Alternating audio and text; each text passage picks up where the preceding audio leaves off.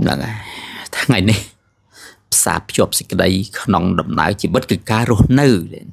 chụp tẹt tôn cho mùi nâng bầm món bạc ná rồi bởi dương cục khní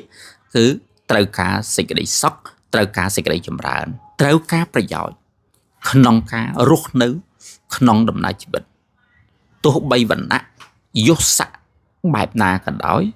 thắtនៅក្នុងត្រកូលណានាក៏ដោយសុទ្ធតែត្រូវការប្រាថ្នានៅសេចក្តីសុខចម្រើនទាំងអស់គ្នាក៏ប៉ុន្តែសេចក្តីសុខសេចក្តីចម្រើននិងប្រយោជន៍ទាំងឡាយនេះវាពិតជាកាត់ឡើងព្រោះមានហេតុគ្រប់គ្រាន់មកបើពុំមានហេតុគ្រប់គ្រាន់នាពេលបច្ចុប្បន្នជាសំខាន់គឺយើងមានការរស់នៅប្រស័យជាប់ជាមួយនឹងការបូជាដល់បុគ្គល5ពួកប្រសិនបើយើងមិនបានធ្វើការបូជាចំពោះបុគ្គល5ពួកក្នុងជីវិតគឺការរស់នៅរបស់យើងទេប្រយោជន៍ទាំងឡាយក្តីសេចក្តីចម្រើនទាំងឡាយក្តីសេចក្តីសុខទាំងឡាយក្តីមិនប្រកាសថា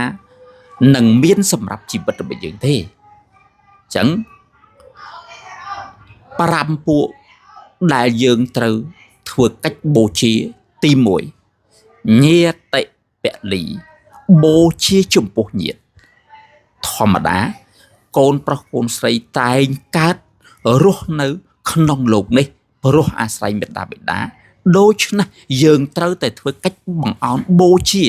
ដោយសេចក្តីគោរពការបូជារបស់យើងដោយសេចក្តីគោរពរមែងដល់នៅមលុបសម្បត្តិបុណ្យបារមីដ៏ថ្លៃថ្លាដែលមានដាច់ចាស់សម្រាប់សាងជោគជ័យក្នុងដំណើរជីវិតរបស់យើងផងដែរណាទី2អតិតហិពលីការបូជាចំពោះភ្ញៀវធម្មតាយើងរស់នៅក្នុងលោកនេះរមែងមានជីវិតជាប់តាក់ទងជាមួយនឹងអ្នកផងទាំងពួងដែលជា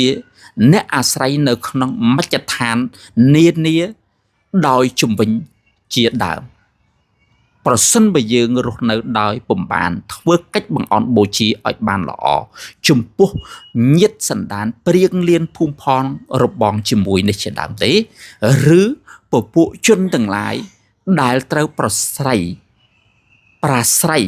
តាក់ទងជាមួយនឹងយើងទេយើងមិនអាចធ្វើឲ្យជីវិតនេះដល់នៅសេចក្តីចម្រើនប្រយោជន៍ឬសេចក្តីសុខដល់ទលំទលាយបានឡើយណាទី3បពៈបេតពលីការបូជាចំពោះញាតិទាំងឡាយឬជនទាំងឡាយដែលបានឃ្លាតចាកលោកនេះទៅកាន់លោកខាងនេះនេះក៏ជាកិច្ចដែលយើងត្រូវធ្វើ